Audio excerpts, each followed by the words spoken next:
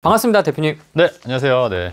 오랜만에 또 요새 제 근황을 좀 간단히 좀 얘기하려는데 제가 요새 부동산 스터디를 하고 있는데 지금 네. 절찬리에 지금 잘 되고 있어가지고 엄청 잘 됩니다.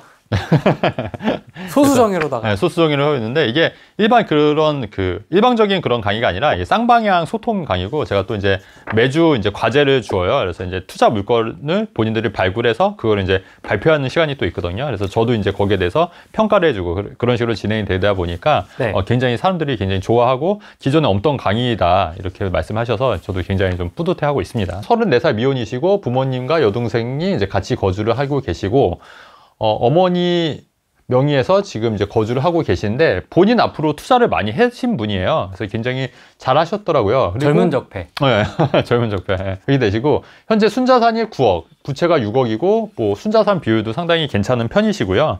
그리고 이분 같은 경우에는 김포 신축, 파주 운정, 춘천 구축. 근데 사실 요 세 아파트가 제가 예전에 그 2018년도에 쓴 40살 건물주에서 괜찮은 지역이라고 해서 제가 책에 언급을 했던 지역들인데 공교롭게도 이 세 아파트를 다 하나씩 갖고 있는 거예요. 아마 혹시 이거 한번 댓글로 달아주신 제 책을 보고 투자를 하셨는지 아니면 그냥 본인이 해서 하셨는지 모르겠지만 그래도 굉장히 잘 하셨다.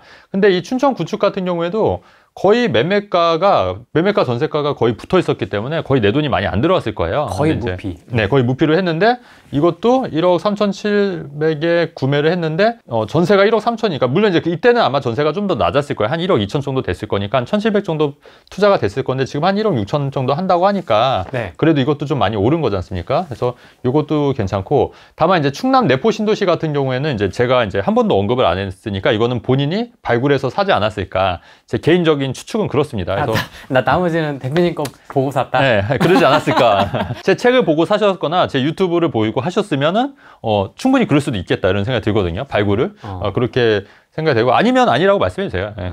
이제 인정하겠습니다. 그러면 댓글에 달아주시면 그렇게 되는 거고.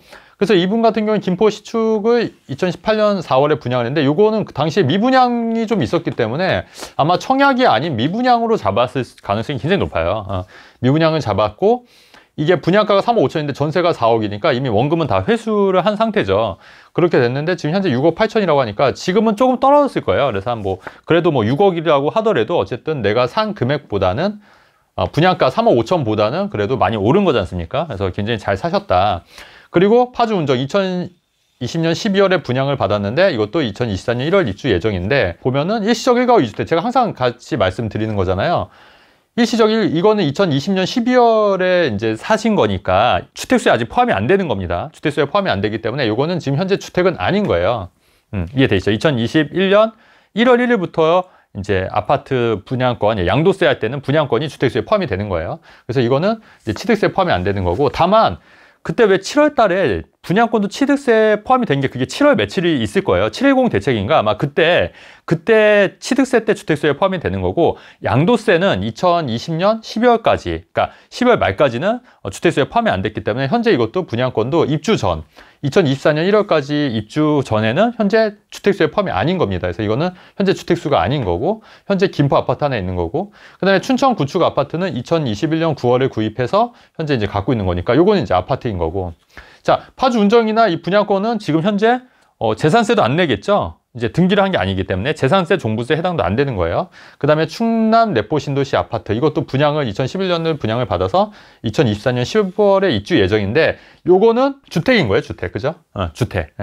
그래서 취득세 같은 경우에는 이거 취득세가 분양 받아서 이건 아마 1% 냈을 겁니다. 왜냐면 이게 6억 미만이었으니까 1.2% 내셨은 거고 파주 운정 같은 경우에는 분양권이 이때는 아마 취득세는 주택수에 포함이 됐기 때문에 이거는 취득세 했을 경우에 이거는 파주 운정이니까 비조정적 한 채까지는 이것도 1%인 거예요. 1%. 그리고 이제 춘천 구축을 샀을 때 춘천 구축도 비조정적이기 때문에 2021년 9월에 구입했으니까 이거 취득세 아마 8% 내셨을 거예요. 8%. 왜냐면 비조정적 한 채니까. 근데 이거를 12월에 분양 안 했고 만약에 이게 7월 이전에 분양을 했으면 마찬가지로 그거는 취득세도 주택수에 포함이 안 되기 때문에 요것도 춘천 구축도 그냥 1%만 내셨을 거예요. 근데 어쨌든 이거는 취득세는 주택수에 포함이 됐을 거다 이렇게 보는 거고 아니면 이것도 취득세 1%일 수도 있겠구나. 왜냐면 이게 공시지가 1억이야. 그 테마인 것 같아요. 네, 공시지가 1억 이하면 취득세 맞아요. 취득세도 1% 적용될 거예요. 그러면 요것만 취득세 8%만 내면 될 것 같고 요게 공시지가 1억 이하면 그 취득세도 주택수에 포함이 안 되기 때문에 취득세 1% 되는 겁니다. 그러면 1% 이것만 8% 취득세 내는 거예요. 그러니까 상당히 포트폴리오 잘 하신 거죠. 샤프한 젊은 적들. 네, 엄청 공부 많이 하신 거예요. 엄청. 그래서 이것도 잘 활용하면 일시적 1가구 1주택으로 또 비과세 받을 수가 있기 때문에 김포도 최근에 이제 조정지역에서 풀렸기 때문에 이것도 일시적 1가구 2주택 비과세를 또 입주 안 해도 받을 수 있는 또 방법으로 해서 받을 수도 있는 거예요. 그러니까 이게 세금이 또 계속 바뀌기 때문에 이게 경우의 수가 굉장히 다르거든요. 그래서 요거는 한 번 더 세무사랑 그 세무 담당자랑 꼼꼼히 체크를 하셔야 되는데, 다만 이런 건 있더라고요. 그러니까 세무사분들은 세무적인 거는 아시는데 이 어떤 거를 먼저 팔고 어떤 걸 늦게 팔아야 되는지에 대해서는 평가를 못 해주는 거예요. 왜냐하면 투자 가치가 어떤 게 더 있다 없다를 판단할 수 없지 않습니까? 그래서 그런 거는 사실은 그 세무사한테 상담을 받기가 좀 어렵다는 거예요. 단순히 세무 상담만 받으시는 게 좋을 것 같고, 그 다음에 대출 상담사도 대출만 말씀하시고 이런 쪽에 대해서는 잘 모르기 때문에 사실 이게 상담하기가 쉽지 않은데, 근데 제가 드리고 싶은 말은 뭐냐면 전반적으로 이런 내용을 다 알아야 돼요. 대출, 세금, 그 다음에 전반적인 입지 분석, 그 다음에 전망까지 다 생각을 해서 어떻게 하는 게 좋겠다, 이렇게 상담을 하는 게 가장 최우선이다. 저는 좀 그렇게 생각을 합니다. 어쨌든 요건 잘 이제 사셨고, 신용대출이 지금 2,500 있고 주식이 2,000 있고 현금이 1억 1천만 원이 있는데, 이게 전세금 받은 건가요? 이게 전세금? 현금 1억 1천만 원? 전세금 돌려받은 거? 전세금 받은 거에 일부 이제 신용대출 조금 갚고 남은 1억 1천입니다. 네. 이거는 이제 혹시 모를 이제 역전세나 이제 나중에 잔금 치르기 위해서 좀 예비비로 이제 갖고 있는 것 같아요. 그래서 월 수입이 350이고 월 지출이 170이기 때문에 한 달에 뭐 180만 원 정도 저축이 가능하고, 지출이 혼자 사는 것 치고는 조금 많으신 것 같기도 하고, 근데 뭐 또 쓰기 나름이니까 또 이것도 뭐 하고, 또 지금 어머니랑 같이 살고 있기 때문에 아마 어머니 생활비를 좀 드리지 않을까 이런 생각도 좀 듭니다. 그래서 뭐 170만 원 뭐 적당해서 180만 원 한 달에 뭐 저축 정도 하시면 괜찮다고 보여지는 거예요. 9년차 직장인의 투자 진로에서 비슷한 업계로 이직을 하냐, 중개사 취득 후 부동산 업계로 취직을 하냐, 요 얘기잖아요. 그래서 부동산을 전업 투자를 할 거냐. 부동산 업계에 취직을 하면 여러분 투자 잘할 것 같잖아요. 뭔가 정보도 빨리 받을 것 같고. 절대 아닙니다, 여러분. 아, 그렇습니까? 네, 전혀 아니에요. 투자자랑 부동산 중개업은 별개예요. 그러면 부동산 중개사분들이 되게 부자들 많아야 되잖아요. 근데 물론 중개사분들 중에서도 잘 사시는 분들 많고 투자를 많이 하시는 분들 많은데, 실제로 대부분의 중개사분들이나 부동산 관련 업종에 계신 분들이 투자를 의외로 잘 못하세요. 그리고 이제 관점이 다른 거예요. 우리 투자자 입장에서 봤을 때는 이 아파트가 좋은 게 나오면 내가 해야지 이렇게 생각이 되는데, 중개사 분들 같은 경우는 이거를 누구한테 사주지? 일단 마인드가 이 생각부터 달라진 거예요. 그렇게 해서 수수료를 어떻게 받지? 이 생각이 먼저 들거든요. 그러니까 좋은 게 있으면 투자자는 빨리 내가 해야겠다 이건데, 중개사분들은 이거를 누구한테 연결을 시켜서 수수료를 받을까, 이 생각이 있기 때문에 이게 또 투자랑은 또 달라지는 거예요. 그래서 중이 제 머리 못 갖는다고 중개사분들이 투자를 잘 못하세요. 의외로. 근데 물론 그 중에는 이제 굉장히 잘 하시는 분도 있고 굉장히 많은 부를 창출하신 분도 있는데 다 그렇진 않더라. 그래서 중개사 자격증 취득해서 부동산 업계에 취직하는 거는 뭐 나쁘진 않은데, 이걸로 통해서 부동산 전업 투자를 하겠다는 거는 별개의 문제다. 여기는 이제 각각입니다. 비슷한 업계로 이직하냐, 중개사 취득 플러스 업계로 취직하냐, 아니면 그냥 생으로 전업 투자를 하냐. 부동산 전업 투자를 할까? 근데 이제 부동산 전업 투자도 여러분 생각보다 어려워요. 그리고 제가 드리고 싶은 말씀이 또 이런 게 있어요. 뭐냐면 우리가 그 4대 보험이 되는 직장인들은 대출 받기가 쉬워요. 그래서 중도금 대출이나 담보대출 받기가 쉬워져서 투자할 때 굉장히 용이하거든요. 근데 전업 투자자는 현금이 안 나오고 4대 보험이 안 되지 않습니까? 그래서 대출이 안 나와요. 또 DSR 적용했을 때 대출이 많이 안 나오기 때문에 오히려 대출이 안 나와서 투자를 못한 경우를 굉장히 많이 봤거든요. 따라서 투자를 하신다고 하면 직장인 해서, 신용이 높은 직장인 해서 DSR 적용해서 대출을 많이 받는 것도 오히려 훨씬 더 유리할 수 있다. 그러니까 꼭 직장이 월급만 나오는 게 아니라 내 신용을 높여서 대출을 많이 받을 수 있는 일종의 수단이기 때문에 직장인 하면서 투자자를 하는 게 맞다고 저는 보여지는 거예요. 그리고 제가 그때 왜 그 4분면 얘기했잖아요. 직장인, 자영업, 사업자, 또 투자자 이렇게 했을 때 사실 직장인에서 투자자로 조금씩 옮겨가야지 한 번에 포지션을 변경하면 어떻게 된다? 안 된다 이거예요. 저도 이제 농구 좋아하는데 제가 이제 그 슈팅 가드가 포지션인데, 그렇다고 제가 갑자기 뭐 그러니까 슈팅가드 하고 싶은 건데 제가 이제 원래는 포워드에서 슈팅가드에서 왔다 갔다 하는데 제가 슛도 잘 못 쓰는데 막 무조건 슈팅가드에서 슛 계속 쓰면 그거는 이제 안 되잖아요. 팀에 이제 무리를 주는 거기 때문에 그런 건 아니다. 그러니까 자기에 맞게 조금씩 포지션을 변경해야지 갑자기 포지션을 변경하면 안 되는 거예요. 그렇기 때문에 이분은 투자자는 당분간 꿈도 꾸지 말아라. 그런 게 제 충고예요. 꿈도 꾸지 말아라. 이게 제 충고고. 그러면 비슷한 업계로 이직하냐, 중개사 취득 부동산 업계 취직하냐, 요거잖아요. 근데 부동산 업계에 취직해도 이게 아까도 얘기했듯이 4대 보험이 적용이 되는 데가 별로 없어요. 그래서 이게는 무조건 그 건 바이 건 수수료를 받는 게 베이스이기 때문에 그러니까 잘하시는 분들은 돈을 또 많이 버는 경우도 있지만 사실은 또 이제 영업력이 좀 자신이 없으면 사실 이걸로 해서 돈을 벌기는 사실 만만치는 않거든요. 그리고 문제가 뭐냐면 이게 또 부동산 업계는 보험업계나 자동차 업계도 마찬가지인데 진입장벽이 굉장히 낮아요. 그러니까 진입장벽이 낮다는 거는 어떻게 보면은 굉장히 그 누구나 해서 성공할 수 있는 확률이 높아지기도 하지만 또 한편으로는 아니 저런 사람들도 이 일을 한다고 이렇게 좀 약간 의심이 들 정도의 그런 좀 약간 이런 말 표현하면 그런데 질 낮은 사람들이 들어오는 경우도 굉장히 많다는 거예요. 그러니까 뭐 어디서 사업 실패해서 오시거나 아니면 범죄자들도 종종 있다는 거예요. 그래서 이제 그런 분들이 그 시장에 물을 흐리니까 또 업계에서 욕을 많이 먹는 거거든요. 그러니까 진입장벽이 낮다는 거는 그만큼 기회의 장이기도 하지만 또 한편으로는 별의별 사람들이 다 오기 때문에 우리가 또 군대 갔을 때 저는 깜짝 놀랐던 게 대학 나온 사람들이 별로 없는 거예요. 맞아요. 의외로. 네. 다 보니까 어디 무슨 농사짓다 온 사람도 있고 나이트 삐끼하다 온 친구들도 있고 그리고 얘기 들어보면은 상상도 하지 못할 막 그런 경험담 무용담들이 있더라고요. 트렁크에 사람 달고 다니고 막 그랬더라고요. 그러니까 그 경우도 많고 많이 들어봤나 봐요. 그래서 별의별 얘기 다 있어요, 진짜. 그리고 뭐 범죄자도 있고 마찬가지예요. 진입장벽이 낮다 보니까 별의별 사람들이 많이 와서 또 일을 하고 있기 때문에 거기서 내가 또 정상적인 그 코스를 밟은 사람들이 또 같이 일을 하기에는 좀 힘들 수도 있다. 그래서 그런 거 다 무시하고 하면 좋겠지만 사실 그게 쉽지는 않더라는 게 제 현실적인 제 조언이거든요. 그래서 물론 그 기회의 장이기 때문에 거기서도 열심히 하시고 또 이게 사실 직업의 기초는 없기 때문에 거기서 정말 열심히 하시고 성공하신 분도 물론 훌륭하신 분도 있는데 또 그런 반면에 또 그렇지 않은 분들도 많기 때문에 그게 일반적으로 생각했을 때 그런 쪽에 좀 경험이 많이 없으신 분들은 좀 많이 힘들어질 수가 있다는 게 제 현실적인 답변입니다. 대표님은 중개사 취득도 하시고 중개업도 하시고 네. 전업투자도 하시고 다 하시잖아요. 다 하죠. 근데 왜 저 젊은 청년에게는 못하게 하시는지. 아 그래요? 아니 하셔도 좋아요. 그러니까 제가 이분을 못 봤으니까 못 봤으니까 성향이나 네, 그렇죠. 성향이 이런 걸 모르니까 성향이 만약에 좀 저랑 좀 비슷하고 약간 새로운 거 도전하는 거 좋아하고 뭐 그렇다고 하면은 하는데 한번 제가 얼굴 보고 한번 면접을 보면 좋을 것 같아요. 대표님 직원 뽑으세요?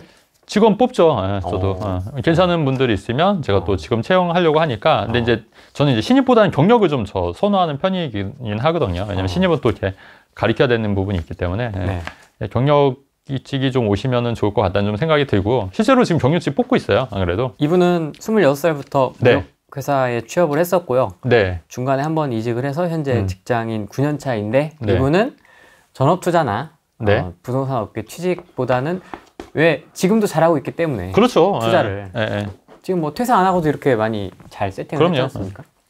그래서 비슷한 업계로 이직해서 가신 게 좋을 것 같고 앞바퀴 뒷바퀴 같은 경우 뒷바퀴 굉장히 잘 굴리고 있어요. 그죠? 네. 그래서 그리고 이 앞바퀴가 직장이 좋아야 대출이 나와서 뒷바퀴를 또 굴릴 수가 있는 거기 때문에 맞습니다.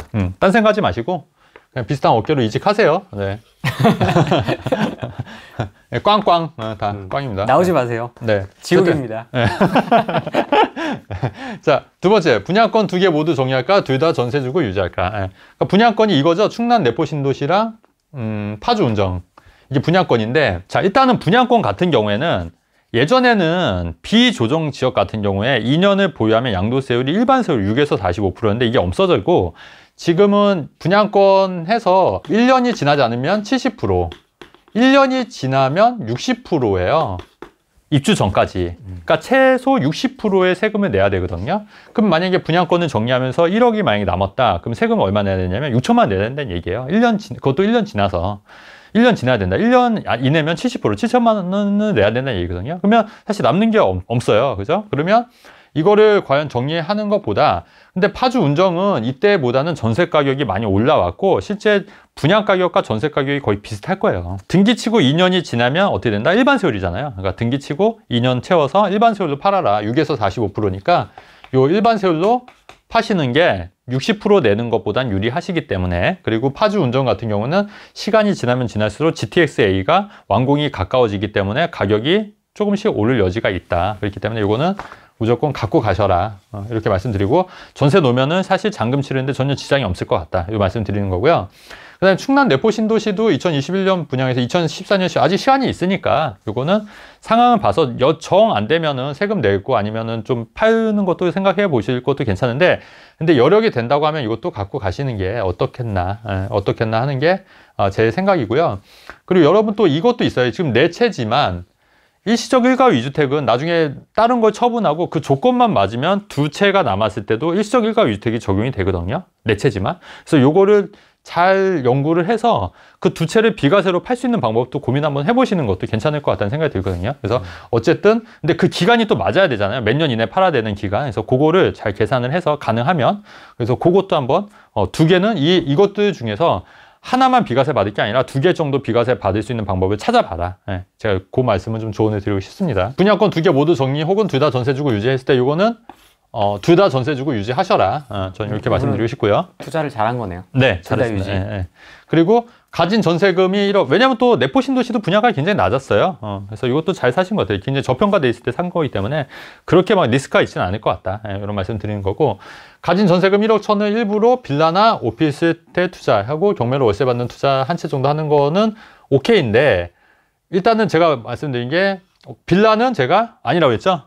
네, 빌라 아니라고 했고, 오피스텔은 나쁘지 않은데 오피스텔을 잘 사셔야 된다. 잘 사셔야 된다. 그 다음에 업무용 오피스텔은 주택수에 포함이 안 되니까 이것도 같이 고민하셔서 한번 해보신 것도 괜찮지 않겠나, 이런 생각이 들고, 경매로 월세 받는 투자 한 채 정도 이것도 한번 해보세요. 경매. 제가 계속 얘기하는 겁니다. 경매 해보시는데 생각보다 효율이 떨어진다, 경매는. 그래서 이거에 너무 에너지를 많이 쏟는 것보다 그냥 임장을 가서, 요즘 같을 땐 또 되게 저평가된 데가 굉장히 많이 있고 가격이 많이 떨어진 데도 있으니까 그런 데 찾아서 하시는 게 오히려 경매보다 더 나을 수 있다는 게 제 개인적인 의견이에요.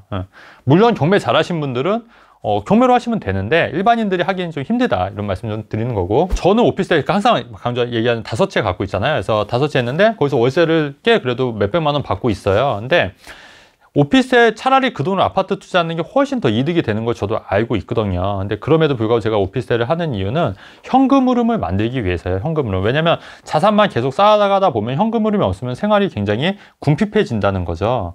그래서 어쨌든 내가 당장 쓸 현금 흐름을 만들려고 하면은, 그리고 저는 어느 정도 자산이 이제 축적이 됐지 않습니까? 그래서 여기서 자산을 더 쌓는 것보다는 현금 흐름을 만들어서 내 삶에 내 시간을 더 윤택하게 쓰기 위해서 그렇게 하는 거잖아요.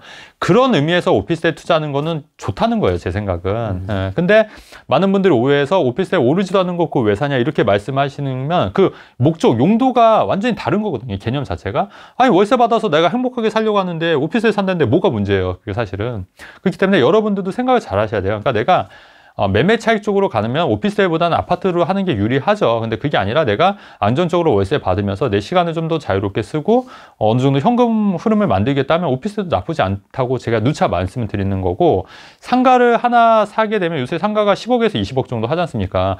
사실 그거 했는데 공실나면 그것도 골치 아픈 거예요. 근데 오피스텔은 뭐 원룸 같은 경우에는 뭐 1억 7, 8천, 2억 정도면 되기 때문에 그런 거를 4-5개 쪼개서 사면은 10억짜리 상가 사는 거랑 똑같다는 얘기예요, 월세나. 그리고 오히려 더 안전한 게 공실에 대한 리스크도 없고요. 그 다음에 상가는 20억짜리를 하나 팔기가 사실 어려운데 오피스텔 2억짜리는 상가보다는 잘 팔려요. 하나씩 내가 원할 때 쪼개서 팔면 또 되는 거고, 또 양도세 측면에서도 뭐가 유리하냐면 오피스텔은 2억씩 1억씩 오르면 1억씩 오른 거기 때문에 과표가 낮아지는 효과가 있는 거예요. 근데 20억짜리가 10억 올라서 똑같이, 그러니까 10억짜리가 20억 올라서 10억 올랐으면 그 과표 자체가 10억이기 때문에 양도세율이 훨씬 많은 거예요. 그러니까 5채 사서 1억씩 올라서 5억이 올랐고 상가가 5억이 올랐다고 하더라도 각각 팔 때는 양도세 세율이 달라지는 거거든요. 또 연도를 달리하게 되면은 또 양도세를 낮출 수 있는 거기 때문에 오히려 더 유리할 수가 있다는 얘기입니다. 그래서 오피스에도 그런 상가 대용으로 쓰는 것도 저는 굉장히 대찬성이란 얘기예요. 그리고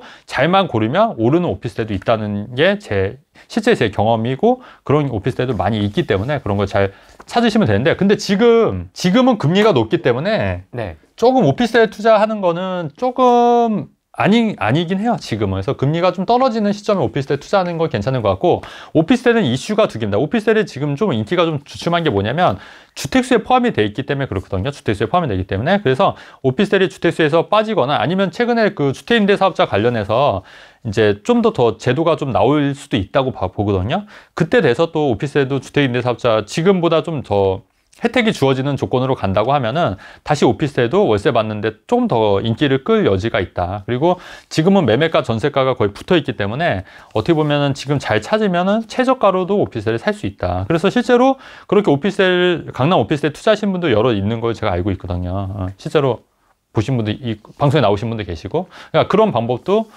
저는 좀 바닥이라고 보는 견해가 맞지 않겠냐. 근데 이제 이런 여건들이 좀 풀어져야 돼요. 그러니까 오피스텔이 주택수에서 빠져야 되는 것도 있고, 금리가 조금 내려야 되는 경우도 있고, 이제 이런 거는 좀 추이를 좀 지켜보셔야 될 것 같습니다. 최근에 저도 약간 역전세를 맞아서 그 오피스텔이 하나 전세를 놓은 게 있었어요. 주택임대사업자를 했는데, 근데 이분이 갑자기 나간다고 했는데, 옛날 같으면 전세가 바로 들어올 텐데 위치가 되게 좋은 데거든요. 근데 꽤 안 들어오는 거예요. 한 달 정도. 저도 이제 이런 경우는 많이 없어서. 근데 최근에 전세가 많이 없더라고요. 많이 수요가 없더라고요. 전세 수요가. 그래서 예전보다 1,000만 원 낮춰서 이제 맞췄거든요. 오피스텔도 전세 놓을 수 있거든요.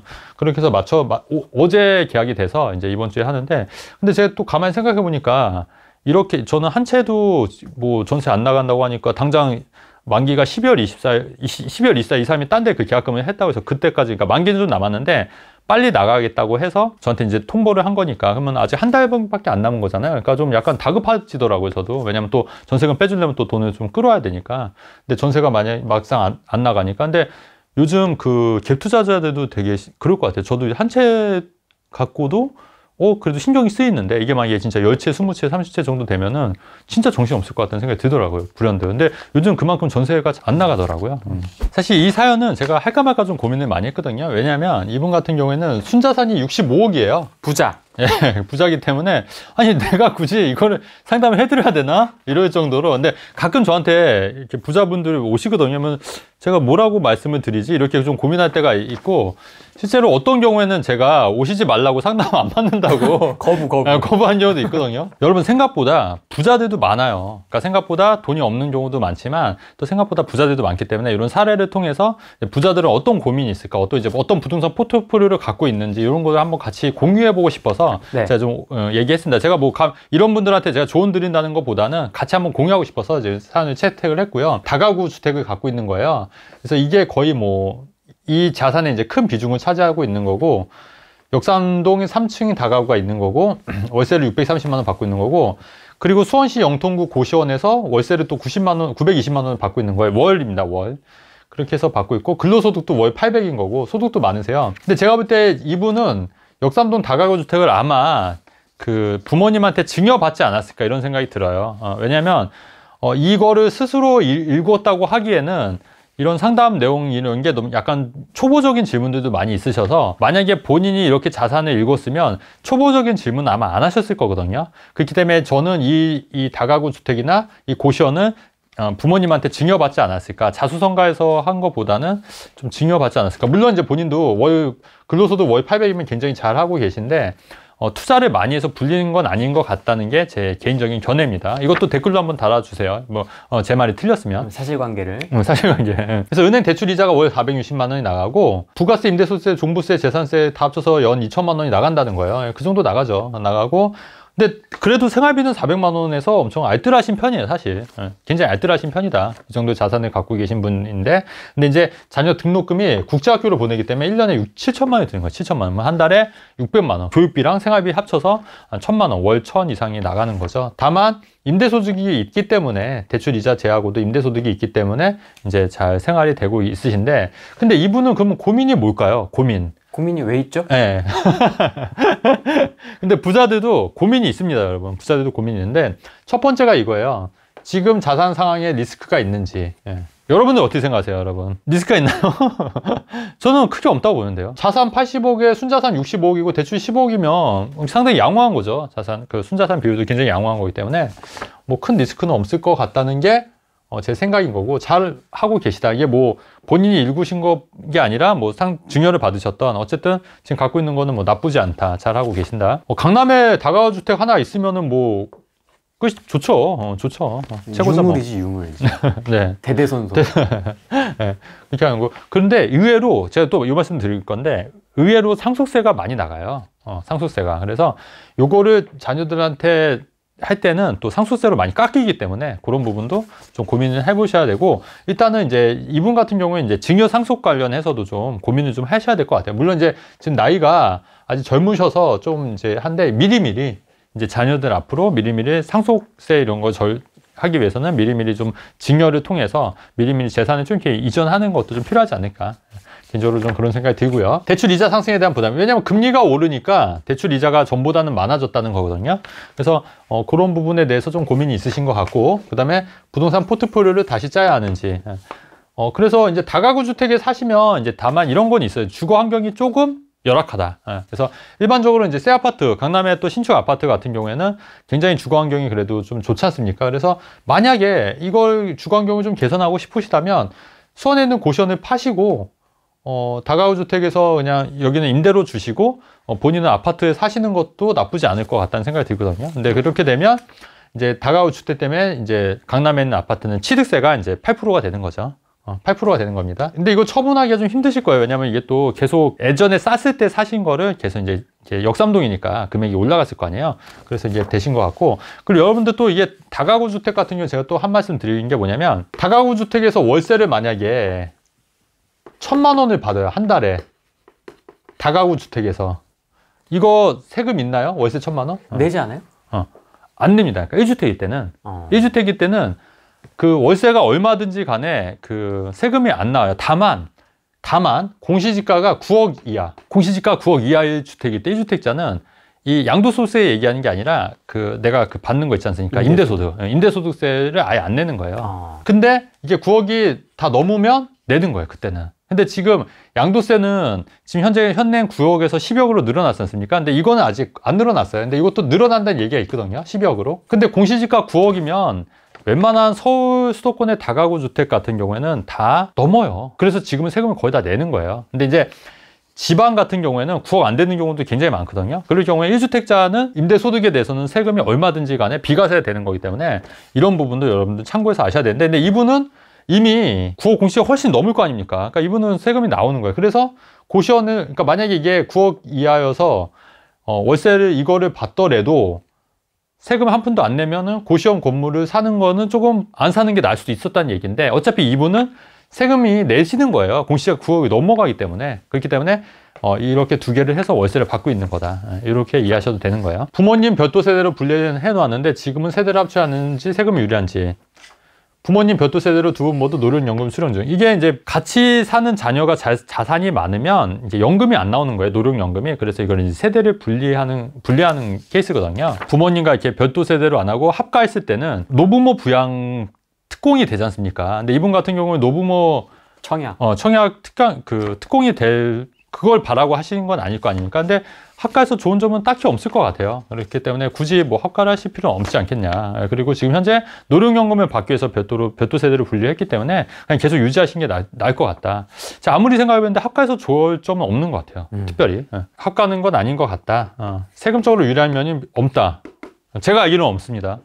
혹시 여러분 댓글 중에 이거 세대합가에서 유리한 점이 있으면 댓글 좀 달아주세요. 저도 좀 참고해서 볼 테니까. 근데 제가 아무리 생각해봤는데 없는 것 같아요. 만약에 거주 환경을 좀 개선하고 싶으시면 새 아파트로 가시면 되죠. 새 아파트로. 근데 그렇게 되면 이제 또 월세 받는 거 못 받으시는 거잖아요. 월세 받는 거를. 그러니까 하나를 선택하면 하나를 포기하시는 거죠. 양도세 내고 파는 것도 만만치는 않아서 일단은 여기에 다가구 주택에서 거주하는 게 거주 환경이 좋다, 만족하시면, 또 월세 받는 게 만족하시면 그냥 가져가는 거죠. 아니면 다른 아파트 그냥 전세나 월세 사시는 것도 괜찮을 것 같은데요. 전세나 월세. 근데 요거는 갖고 가서 좀 지키는 게 낫지 않겠냐. 왜냐면 강남에 있는 다가구 주택은 장점은 64평이잖아요. 어쨌든 강남 땅을 보유한다는 것 자체만으로도 큰 의미가 있다고 보거든요, 저는.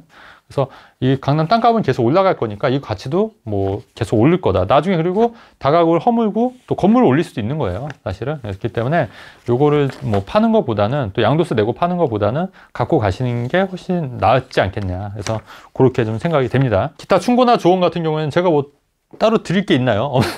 따로 드릴 게 없어요. 따로 드릴 게 없고, 여러분 부자들 고민 없을 것 같잖아요. 안 그래요. 이분도 고민이 나름 고민이 많은 거예요. 그러니까 일단은 자녀 학자금도 많고 대출 이자도 오르니까 부담도 되고, 그리고 부모님 합가하는 게 유리할까 불리한 게 유리할까, 이것도 뭐 어쨌든 고민인 거고, 본이고 이게 지금 내가 하고 있는 게 잘하는 건가 고민인 거고.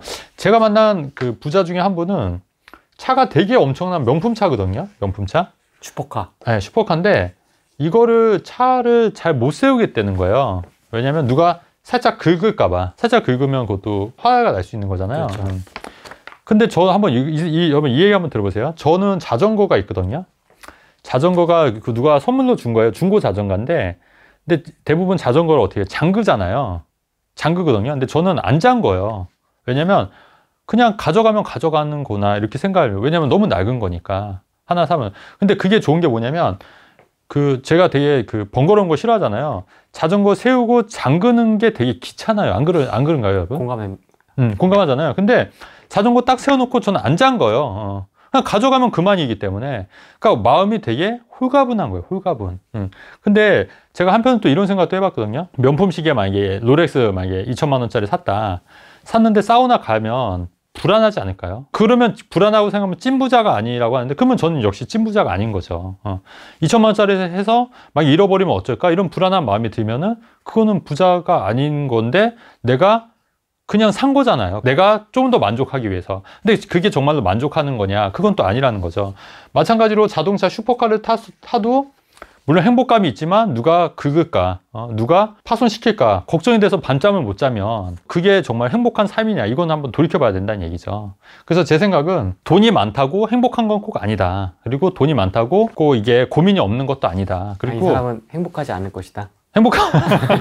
행복하지만 고민이 많다는 거죠. 네. 그러니까 제가 항상 얘기하는 게, 사람 사는 게 똑같다는 게 이거예요. 저도 아시다시피 정말 돈 없을 때부터 시작해서 이렇게 올라왔잖아요. 근데 사실 이 차이가 생각보다 적다란 얘기예요. 생각보다. 그렇기 때문에 여러분들도 지금 그 돈이 없어서 내가 불행하다 이렇게 생각하지 마시고, 여러분들도 크게 별다를 거 없다. 사람 사는 거 다 똑같다. 어차피 부자들도 삼시세끼 먹는 거 똑같고, 어디 나가서 좀 싸게 살려고 하는 거 다 똑같고, 다 똑같다. 똑같기 때문에 큰 차이가 없기 때문에 여러분들도 또 열심히 노력해서 또 부자가 될 수 있도록 노력하면 된다. 그리고 너무 그거에 대해서 뭐 부자랑 나랑은 너무 갭 차이가 나는 사람들이 이렇게 생각하지 말라는 얘기예요. 실제로 저도 그 재벌 회장님을 만난 적이 있는데, 그냥 동네 형이에요. 동네 형. 어떻게 보면은 그냥 똑같아요. 재벌도 마찬가지예요. 그런 생각이 들더라고요. 그래서 그 사람은 나랑 다를 거야, 이런 생각도 하지 마세요. 다 똑같다는 거예요. 그러니까 여러분들도 어떤 존경하는 사람이 있으면 물론 존중할 만한 거지만, 그 사람은 나랑 뭔가 다른 특별한 점이 있을 거야, 그런 거 없다는 얘기예요. 다 똑같다. 그렇기 때문에 여러분들도 충분히 그런 자리에 오를 수 있고 올라갈 수 있다, 그 말을 좀 하고 싶다는 얘기예요. 여러분 힘내시라고 제가 말씀드린 겁니다. 다 똑같아요, 여러분. 이거는 좀 얘기하고 싶어요. 대출금리가 언제까지 오를까, 이 부분은 좀 감히 뭐 금리 예측하는 거는, 환율과 금리 예측하는 건 힘든데, 그럼에도 불구하고 제가 최근에 그 환율은 좀 너무 고점인 것 같은데 그 이후로 좀 많이 떨어졌었고요. 금리도 좀 예측을 좀 하자면,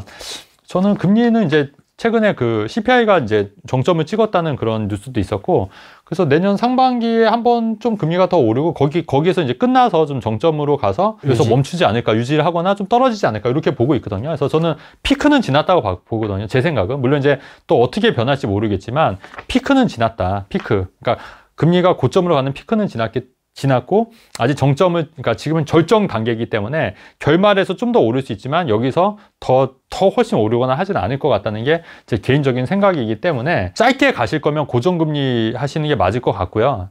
그리고 이제 내가 변동폭을 줄이려고 고정금리를 하는데, 내가 좀 정말 길게 간다, 대출을 길게 간다 하면은 꼭 고정금리가 답이냐, 이건 한번 생각해 보시라는 얘기예요.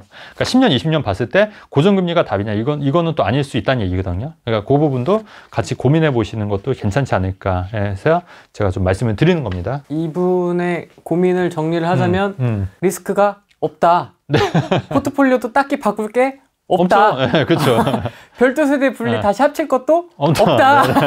그냥 살던 대로 사시면 된다. 네, 맞아요. 되게 잘하고 계신 거네요. 네, 그렇죠. 잘하고 계신 거고. 네. 그리고 인생을 좀, 이분 같은 경우 한 말씀 들으면 인생을 좀 즐기면서 샀으면 좋겠어요. 그러니까 여윳돈 있는 걸로 또 편안하게, 너무 또 이분은 재테크보다는 좀 더 뭔가 자기 하고 싶었던 일, 취미생활, 아니면 뭔가 좀 부가가치가 높은 거, 그러니까 예를 들어서 뭐 자기가 하고 싶었던 일들을 좀 해보시는 게 더 어떨까. 이제 또 이게 시간이 더 중요하다고 생각하기 때문에, 돈보다 또 시간이, 살아갈 수 있는 시간이 중요하기 때문에 그렇게 해보는 것도 어떨까. 또 나이도 그런 나이가 이제 도래하셨잖아요, 사실은.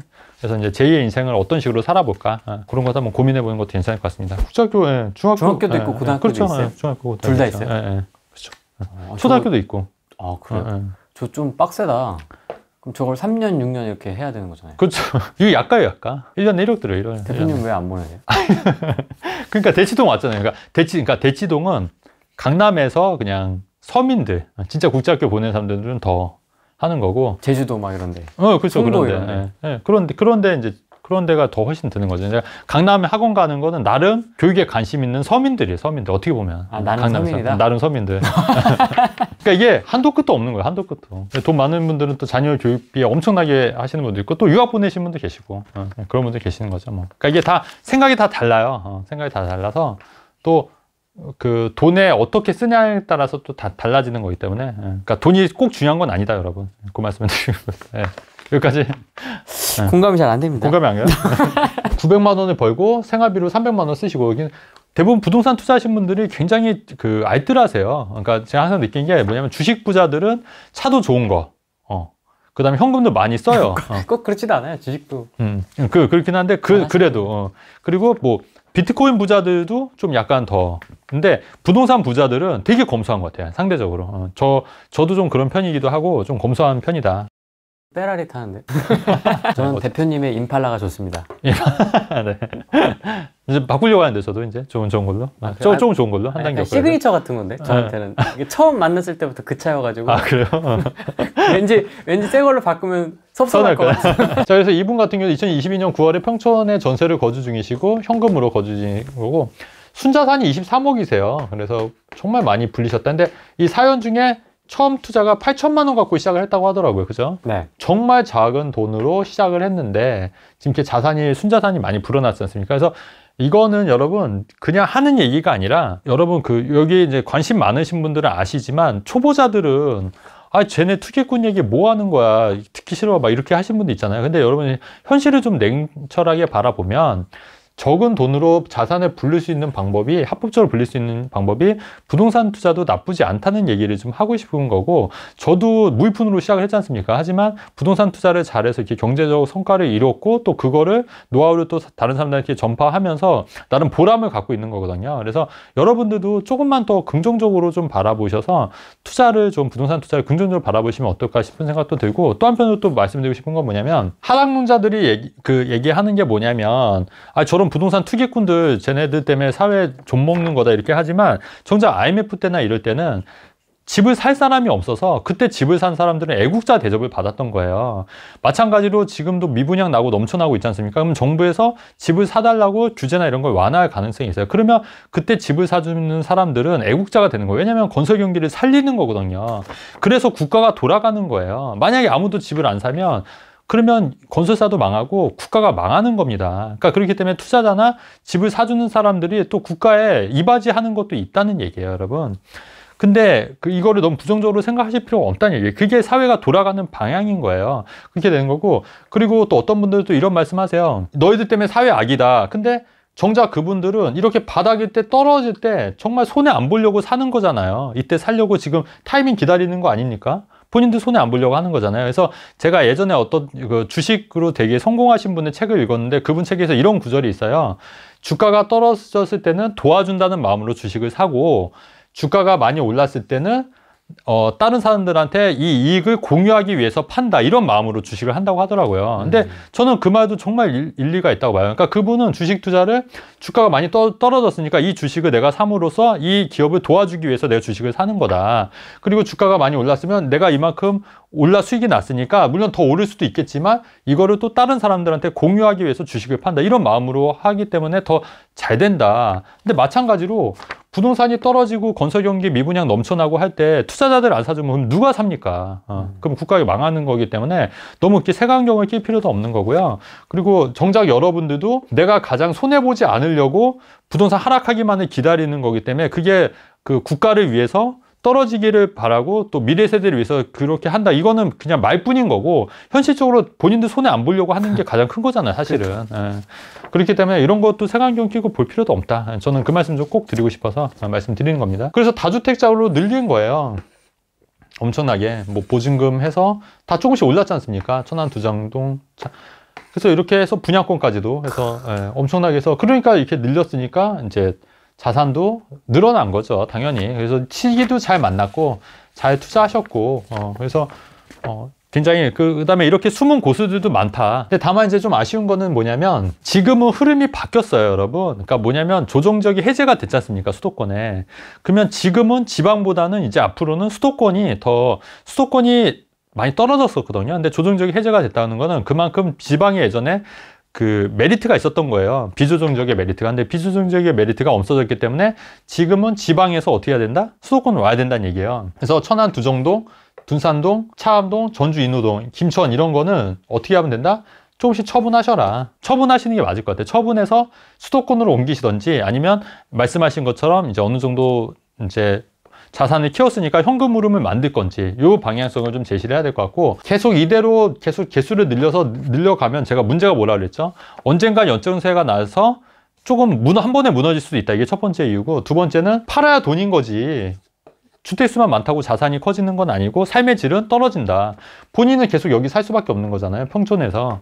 근데 내가 좀 더 좋은 데 가려고 하면은 이런 걸 팔아야죠. 좀 처분하셔라. 지금 개수가 좀 많으니까 처분하시는데 서울에서 먼 지역부터 팔아라. 저 그렇게 좀 말씀드리고 싶어요. 물론 이제 그 양도세라든가 이런 거 또 미래가치 봐서 판단해야겠지만 가급적 서울에서 먼 지역부터 팔고 올라오시는 전략을 취하시는 게 어떨까. 지금 현 시점에서는 그 말씀을 좀 전해주고 싶습니다. 그래서 3년에서 5년 내에 월세 500만 원 만들고 싶은 게 이제 목적이시면 당연히 상가나 월세로 오피스텔 받을 수 있는 혹은 이제 지산업센터라든가 월세 받을 수 있는 거를 택하시던지 아니면 좀 효율이 떨어지지만 아파트를 월세로 전환해서 월세를 받을 수 있는 방법도 있으니까 그 방법도 이제 생각을 해보시면 될 것 같고요.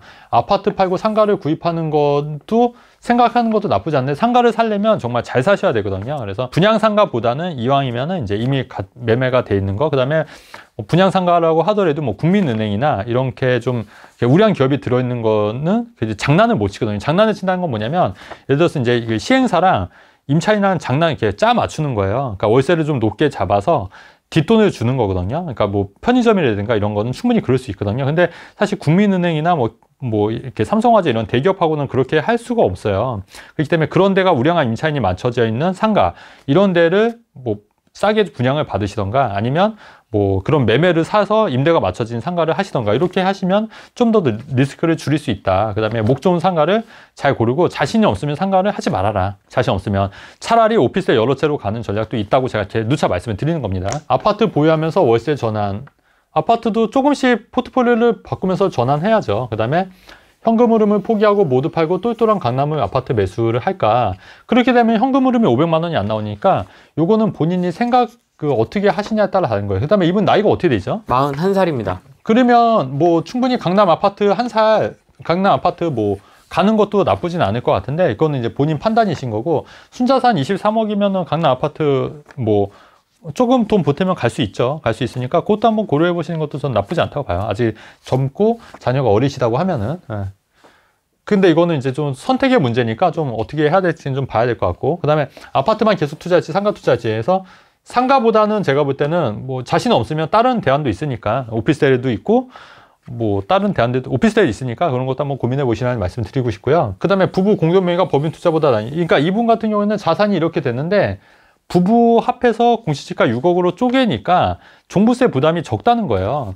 근데 제가 항상 얘기하는 게 법인 투자 저는 안 한다고 말씀드렸잖아요. 법인 투자. 근데 법인 투자는 문제는 종부세가 되게 많이 나오는 거예요.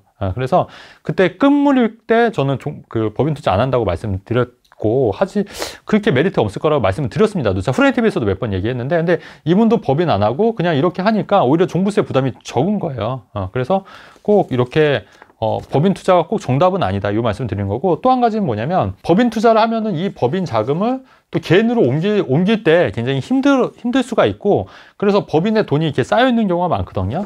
근데 돈이 법인에 쌓여 있다 보니까 이걸 활용을 못 하는 거예요. 그러니까 그보다는 그 개인으로 했을 때 세금을 내더라도 그 돈을 부동산으로 또 사게 되면 이거는 또 양도소득세, 팔 때 양도소득세만 내면 되기 때문에 분류과세가 되기 때문에 자산을 더 키울 수가 있다는 얘기거든요. 개인으로 했을 경우에. 그런 장점도 있는 거예요. 그러니까 법인으로 했을 때는 돈이 쌓여 있으니까 돈 10억이 쌓여 있으니까 이 돈을 활용을 못 할 수도 있다는 얘기예요. 물론 법인으로 아파트를 살 수도 있지만 그 법인으로 사서 또 나중에 본인한테 가져올 때도 문제가 된다는 거예요. 가져올 때. 근데 이거를 미리 빼서 그 돈을 내가 따로 투자를 하면은 이 돈이 커지면 커질수록 나중에 팔 때 양도소득세만 내면 되기 때문에 오히려 그게 더 유리할 수 있다는 얘기를 말씀드리는 겁니다. 법인 투자 너무 이게 최고의 방법이다. 꼭 이것만은 아니라는 말씀을 드리는 거예요.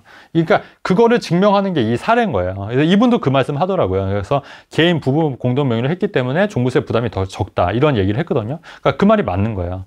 자, 그렇게 되고 그래서 지방 투자에서 수도권 투자로 방향성을 잡아야 하는 이유도 최근에 이제 조정적이 해제가 됐기 때문에 그런 부분이고, 제가 또 여기서 또 최근에 또 이슈 하나가 있었죠. 이번에 그 김포한강 신도시가 그 발표가 됐어요. 그죠? 그래서 김포한강 시도 약간 이런 모양이에요. 약간 개벽다기일 수도 있고 나비 모양일 수도 있고, 여기가 이제 마산동, 장기동 이렇게 있잖아요. 네.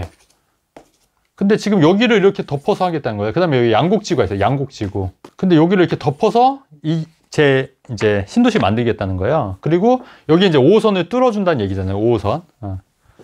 자, 그렇게 됐을 때 여러분들 일단 여기에 호재냐 악재냐 보시면, 일단은 여기에 분양이 되는 게 분양가가 생각보다 여기 시세에 맞춰서 하기 때문에 좀 낮을 거예요. 그렇게 되면 이게 분양이 완료될 때까지는 이 가격이 오르는 폭이 어떻게 될까요? 좀 약간 막히는 거예요. 왜냐면 여기 신규로 이게 저렴한 아파트가 생기니까. 그죠?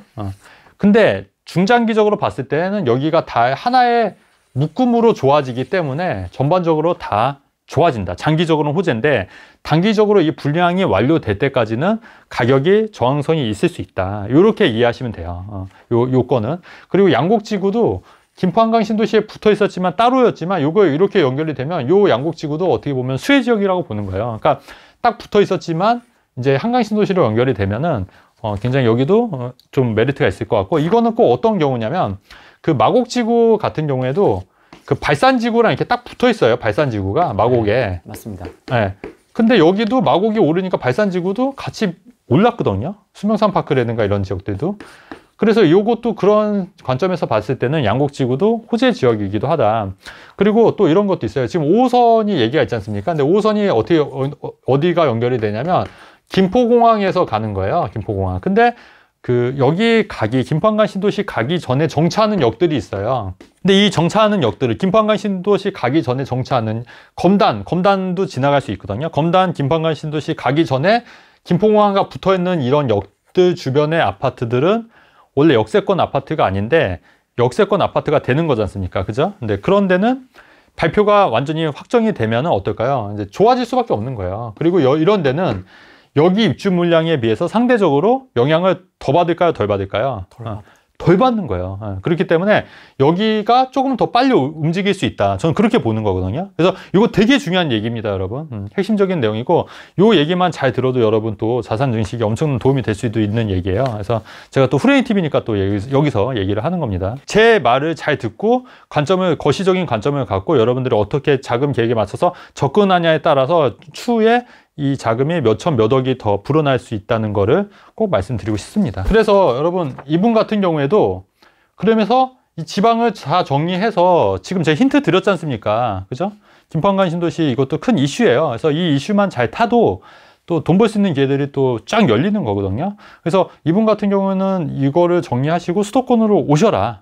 수도권으로 오셔라. 그렇게 하면은 조금 더 성공적인 투자를 하실 수 있다. 저는 좀 개인적으로 그렇게 생각하고, 방향성은 이렇게 큰 방향성은 이렇게 정해졌다고 봅니다, 여러분. 또 최근에 이제 후레인 TV 보고 상담을 오셨던 분이 계시거든요. 근데 그분이 얘기하신 게 제가 남양주의 아파트를 사라고 그랬대요. 근데 저는 그런 기억이 없거든요. 근데 가만히 생각해 보니까 우리 그 후레인TV 그 종우 씨랑 그 실시간 방송할 때 막 이렇게 댓글들로 막 이렇게 질문 올라왔잖아요. 네. 근데 그때 남양주 아파트 3억 얼마인데 이거 살까요? 이런 질문이 왔었던 것 같아요. 그래서 제가 그때 제 기억이 좀 나더라고요. 그래서 이거 3억이면 싼 거 아니냐. 사실 사도 괜찮지 않을까요? 제가 이런 식으로 얘기를 했던 것 같아요. 근데 그 얘기를 듣고 이분이 살까 말까 고민하는 사이에 이게 6억으로 올랐다고 하더라고요. 네, 그래서 그분이 이제 찾아온 거예요. 근데 저는 정말 별 뜻 없이 얘기를 한 거거든요. 별 뜻 없이. 근데 여기서 핵심이 뭐냐면 여러분 이게 그 절대 가격이 낮으면 이런 거는 크게 리스크 없다고 얘기를 하고 싶은 거예요. 그러니까 제가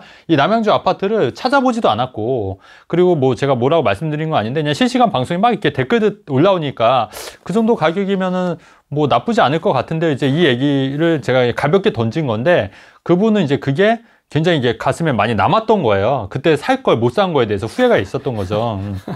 그래서 아쉬워가지고 이제 오셔가지고 저한테 이제 상담을 받으셨던 거거든요. 그래서 제가 뭘 느꼈냐면, 이게 굉장히 말 한마디도 중요하겠구나. 이게 제가 함부로 말하면 안 되겠구나. 그리고 어쨌든 이렇게 공인들이 말 한마디에 사람들이 큰 결정을 할 수 있는 거기 때문에 굉장히 조심해야겠다. 이런 생각도 한편으로는 들었고, 그 다음에 그만큼 책임감도 있겠구나. 그리고 판단은 여러분들이 종합적으로 생각하시고 판단하셔야 된다. 이 말씀을 드리기 위해서 이렇게 좀 말씀을 드렸습니다. 요즘 구독자가 많이 늦어서 네. 이제 좀 부담스러우신 거예요? 저요? 그러니까 언제 영끌 5적이 될 수도 있겠네요. 저 남양주 3억이 네. 만약에 저 때 채팅을 네. 보고 사셨다면 네. 사셨는데 갑자기 그게 2억이 돼서도 네. 찾아오셨을 거예요. 그렇죠. 이제 항의하려고. 근데 그 당시 아파트들이 막 오르던 시기였는데 3억대였으면 상대적 가격이 쌌기 때문에 제가 이거는 그냥 딱 그 정도면 싼 거 아닌가요? 이렇게 말씀드렸던 것 같아요. 근데 감각적으로. 근데 그런 말에 한 번 더 여러분들이 꼼꼼히 체크를 하셔야 된다는 얘기입니다. 그런 기본이에요, 여러분. 그죠? 그 다행히 올랐으니까 망정이지. 그죠? 그렇죠. 떨어졌어 봐.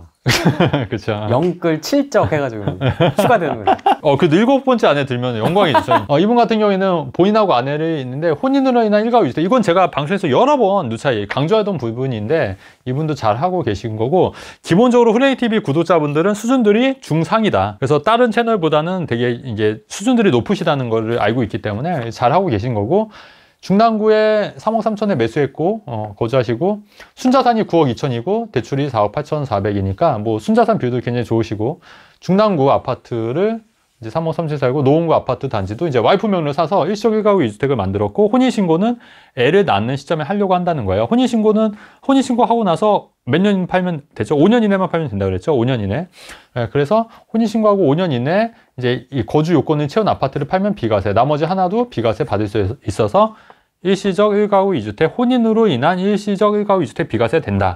요 얘기 제가 설명드렸고요. 현금 500만 원 갖고 있고, 주택담보대출 2억 900만 원, 그다음에 전세금 2억 7,500만 있고, 본인하고 아내가 이제 700만 원 정도 버시고 지출이 350이셔서 예금을 한 350만 원 정도 하고 계시고, 그렇습니다. 그 요즘 여러분 또 이것도 제가 좀 드리고 싶은 말씀이 뭐냐면, 여러분 요새 특판 예금 뭐 6%, 8% 있잖아요. 엄청 핫합니다.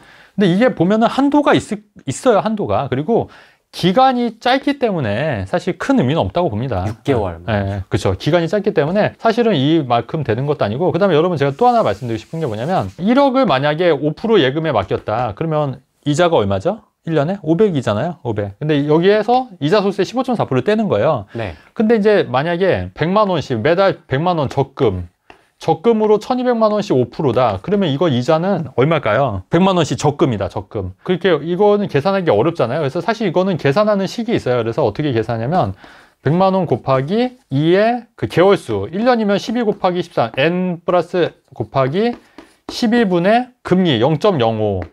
요게 이제 그 적금 구하는 식이에요. 약분 되죠?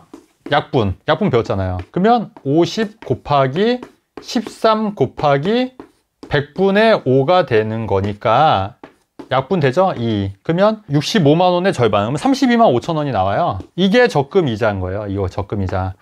근데 이거를 이렇게 계산하기가 어렵지 않습니까? 그러면 어떻게 계산하면 되냐면 1200만 원에 5%면 얼마예요? 예금일 때 60만 원. 60만 원의 절반이라고 보시면 돼요, 적금은. 왜 그러냐면 처음부터 1200만 원이 한 번에 있었던 게 아니죠? 맞습니다. 100만 원씩 이렇게 있는 거잖아요. 이렇게 늘어난 거잖아요. 200, 300만 원, 400만 원 이렇게. 네. 그죠? 그러니까 한 번에 1200만 원이 있는 게 아니니까 이게 이렇게 그래프가 되는 거예요. 이렇게. 요 공간만큼. 그래서 요 부분 적금은 처음 예금의 절반밖에 안 되는 거예요. 금액이. 기간 동안. 그래서 결론적으로 적금은 예금의 절반이다. 이렇게 이해하시면 되는 거예요. 그러면 예를 들어서 적금으로 1200만 원짜리가 5%였으면 아까 그 예금이었으면 60만 원이 이자인데 그거의 절반 30만 원이 적금이다. 요새 예금금리 얘기하니까 말씀드린 거예요. 하나 팁으로 말씀드린 거예요. 네. 그래서 적금이 어느 정도 계산이 되는 거니까 요건 이제 상식적으로 이해하시면 됩니다. 자, 그래서 이분 같은 경우에 상계주공 아파트를 매도 구성남 신축을 할 것인가 요 얘기인데 상가 투자나 오피스텔 투자는 자산으로 뭐 상황 언제? 요 두 번째 질문이고. 근데 이분이 제가 좀 궁금한 게 네, 갑툭튀 구성남이네요. 네. 그 성남보다 그래도 상계주공 그러니까 이분은 구성남이 상계주공보다 그 입지가 좋다고 생각하시는 것 같아요. 그러니까 그 상급지가 구성남이라고 생각하는데 저는 좀 견해가 다르거든요. 물론 구성남이 제가 볼 때 단점이 뭐냐면 여기가 되게 구릉지예요. 맞습니다. 네, 구릉지고 그래서 저는 구릉지 같은 경우에는 그 언덕이 많고 구릉지기 때문에 이게 가장 성남의 전 단점이라고 보는 거고 그리고 이제 서울 접근성은 좋은데 이게 그런 단점이 있어서 강남 접근성은 물론 좋지만 그래서 요거는 좀 한계는 있다고 보여지거든요. 여러분 그 옥수동 아시죠? 옥수동도 엄청 언덕이에요. 네.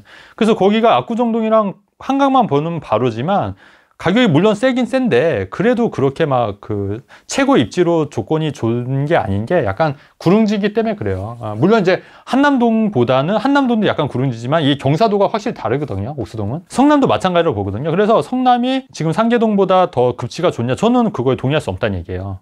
그래서 그 부분은 조금 더 고민을 한번 해보시라는 얘기고 중장기적으로 오히려 저는 상계주공이나 이런 아파트도 재건축만 된다면 훨씬 더 성남보다 더 좋은 선택이 될 수 있기 때문에 이 부분은 좀 고민해 보시라는 말씀을 꼭 드리고 싶습니다. 그래서 성남보다 상계주공을 가지고 가는 이유, 장기적으로 봤을 때 그렇다는 얘기고요. 그 다음에 서울 내 집 마련 이후 월세 받을 수 있는 부동산을 매입하는 게 어떠냐.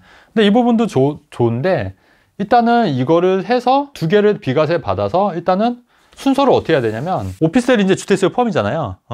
이 상황에서 만약에 주거용 오피스텔을 사고 주택을 샀다. 조정적이게. 그럼 이거 취득세 몇 프로라는 얘기는 8%라는 얘기거든요. 네. 취득세가.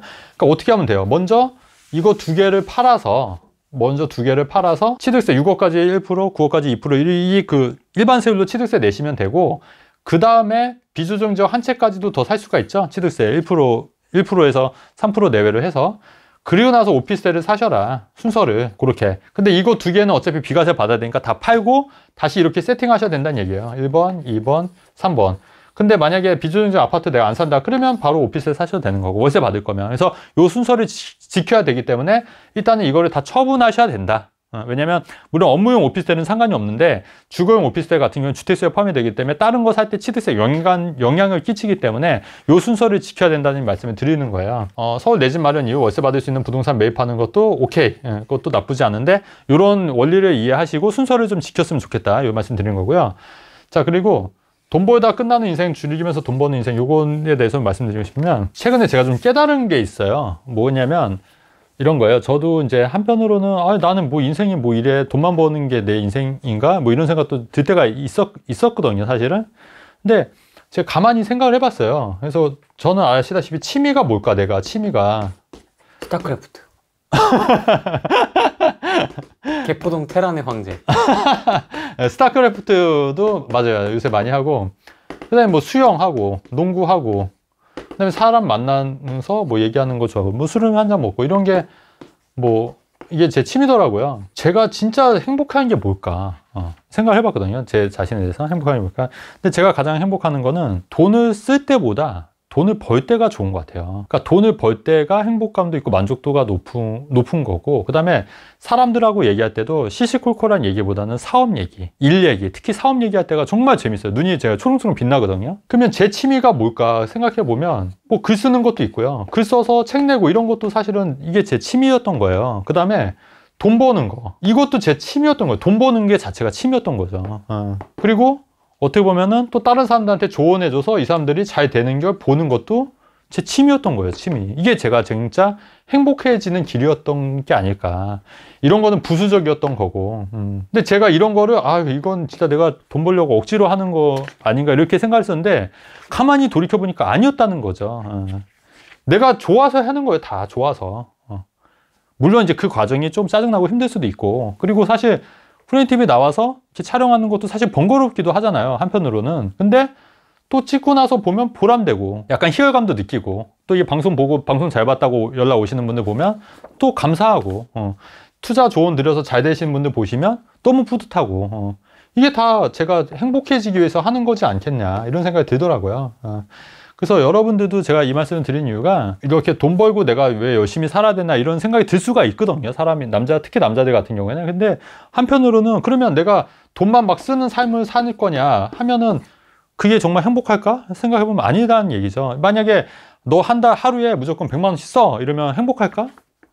하루 이틀은 행복할 수 있는데 그게 일주일 한 달 되면은 미치지 않을까요? 힘들지 않을까요? 동의 안 하시는 것 같은데, 표정이? 즐거울 것 같아요. 즐거울 것 같아요? 그래서 한 달에 하루에 100만 원씩 무조건 땡큐지. 무조건 하루에 100만 원씩. 근데 저는 좀 아닐 수도 있겠다, 이런 생각이 좀 들어서 그런 얘기를 좀 하고 싶은 거고, 그래서 즐기면서도 돈 벌 수 있다, 저는 그렇게 생각합니다. 그래서 돈 벌다 끝나는 인생이 아니라 여러분 즐기면서. 근데 이제 제가 또 드리고 싶은 말씀은, 어느 정도 벌고 하면은 조금 이렇게 다른 사람들도 좀 도와주면서 사는 것도 괜찮은 것 같아요. 그러니까 도와준다는 의미가 금전적인 것도 있지만 경험이 많잖아요, 경험이. 그러면 이런 좋은 경험들을 조금씩 공유하는 것도 또 좋은 거잖아요. 또 그 상대방한테도 도움이 될 수 있는 거고. 그래서 저도 영상 찍고 하는 것도, 제 영상 보시고 여러분들 인생이 조금이라도 좋아진다면 저도 정말 보람이 있는 거지 않습니까? 그래서 그런 삶이 정말 좋은 삶이고 재밌는 삶이지 않을까, 이런 생각이 들어서 그런 좀 얘기를 좀 해보고 싶어서 말씀드리는 거예요. 대표님 또 그런 것도 잘하시잖아요. 저한테도 그 사람 소개를 좀 많이 해주시잖아요. 그쵸. 뭐 여기 오셨던 분들이라든지 뭐 저녁 먹는 그쵸. 자리라든지 그쵸. 뭐 저도 대표님께 소개를 해드리고 막 하는 것들. 그쵸. 저는 약간 그런 거에 조금 보람을 느끼거든요. 이렇게 사람과 사람을 연결했을 때 시너지 났을 때 뭔가 합이 잘 맞아. 그치. 그럼 되게 좀 뿌듯하더라고요. 맞아요. 그러니까 저도 이렇게 사람들 연결해서 이분들이 잘 시너지가 나서 잘 되고 하면은 저도 덩달아 좋은 거잖아요. 그게 보람인 것 같아요. 근데 이거 사람 소개하는 것도 사실 되게 부담이 가는 일이기도 하지만, 부담되죠. 근데 하지만 또 이게 잘 되고 하면은, 또 잘 되는 사람들만 이렇게 하면은 좀 시너지가 나기 때문에 그런 건 저도 굉장히 괜찮고. 그래서 여러분들도 보람 있는 일을 한번 찾아보세요. 내가 과연 뭐가 보람이 있을까? 여러분들도 인생 살아가면서 보람 있는 일, 내가 정말 행복해지고 보람 있는 일은 뭘까? 한번 이런 것도 한번 고민해보는 시간을 가지면 어떨까 싶어서 제가 이런 얘기도 좀 감히 또 얘기합니다. 주제 넘게 얘기합니다, 여러분. 잘하고 계시고, 일단은 이거를 무조건 비과세 받기 위해서는 처분하고, 그리고 다시 세팅해라. 다시 세팅하고, 다시 세팅할 때는 그 이후에 이제 월세 받을 수 있는 것도 같이 고려해서, 그것까지 고려해서 세팅을 하셔라. 이런 말씀을 꼭 드리고, 이분 같은 경우 투자 잘 하셔서 뭐 78점 이렇게 드리고 싶어요. 75점. 사비용 깎였어. 네. 75점. 왜냐면 입지가 조금 그래도 좀 더 좋은 데도 있었는데 약간 좀 안 좋은 거, 그러니까 상대적으로 좀 더 좋은 데 할 수 있었는데 그 선택의 폭이 좀 안 좋았다는 부분이 있어서 이 정도 드리는 거고요. 아무튼 잘하고 계시다 해서 잘 해서 또 아기도 출산 잘 하시고 잘 사셨으면 좋겠습니다.